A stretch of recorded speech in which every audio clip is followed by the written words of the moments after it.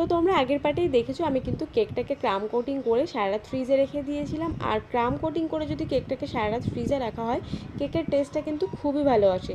তো আজকে চলো তোমাদের সঙ্গে একটা মজার কাহিনী শেয়ার করি। তো বেশ কিছুদিন আগে একটা দাদা একটা হার্ট শেপের ক্যালেন্ডার থিম কেক আমার থেকে নিয়েছিল। তো সে আমাকে একটা ভিডিও সেন্ড করেছিল, সেটা ছিল হার্ট শেপের একটা ক্যালেন্ডার থিম কেক। আমাকে বলেছিল সেম এই কেকটাই করে দিতে হবে, তবে সেটা হবে চকলেট ফ্লেভার। আর সেই কেকটা ছিল নর্মাল ভ্যানিলা ক্রিম দিয়ে, সাদা ক্রিমের মধ্যে ক্যালেন্ডার করা ছিল। তো আমি ভাবলাম হয়তো এইভাবেই করতে হবে আর ভেতরে চকলেট ফ্লেভার নেবে। তো সেভাবে আমি কেকটাকে রেডি করে তাকে আমি ফটো পাঠিয়েছি। আর আমি যখন ফটো পাঠিয়েছি সে আমাকে বলছে আমি তো তোমাকে চকলেট ফ্লেভার করতে বলেছিলাম। আমি বললাম হ্যাঁ এটা তো চকলেট ফ্লেভারই করেছি। সে যখন কেকটা নিতে আসে আমাকে বলে যে না আমি তোমাকে পুরোটাই চকলেট ফ্লেভার করতে বলেছিলাম। আমি বললাম তুমি তো রাত 12টার সময় কেক কাটবে, এখন 8টা বাজে, দাও আমি তোমাকে নতুন করে পুরো চকলেট ফ্লেভার করে দিচ্ছি। সে বললো না এটাতেই হয়ে যাবে। তো আমি লাস্ট একটা কথাই বললাম, এরপরে কেক নিলে একটু সব কিছু ডিটেলসে